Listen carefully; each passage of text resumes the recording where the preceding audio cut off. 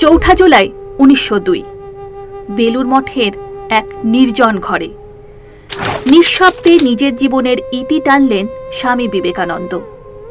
বয়স হয়েছিল মাত্র 39।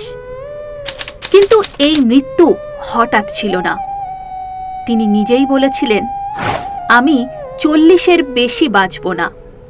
আজ তার মহাপ্রয়াণের 123 বছর পরও এই দিন শুধু এক মহাসাধকের বিদায় নয়, বরং এক চলমান আদর্শেরও জন্মদিন, যার প্রতিধ্বনি আমরা শুনি শিক্ষায়, সমাজে, যুব চেতনায় এবং আমাদের জাতীয় আত্মপরিচয়ের প্রতিটি স্তরে।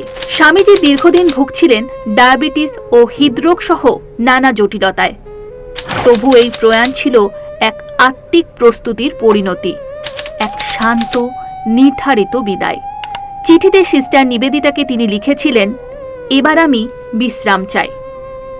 এ যেন এক আধ্যাত্মিক পরিণতির মৃদু ঘোষণা।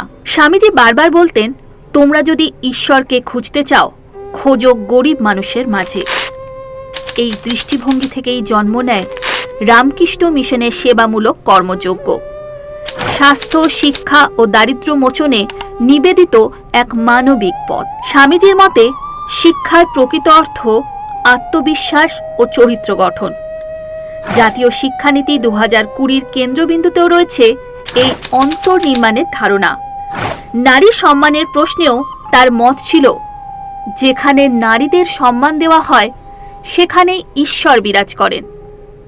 এই দৃষ্টিভঙ্গি আজও প্রাসঙ্গিক লিঙ্গ সমতা ও নারী ক্ষমতায়নের আলোচনার ক্ষেত্রে। শিব জ্ঞানে জীব সেবা, এই দর্শনে গড়ে উঠেছে রামকৃষ্ণ মঠ ও মিশনের সমাজমুখী কর্মযজ্ঞ।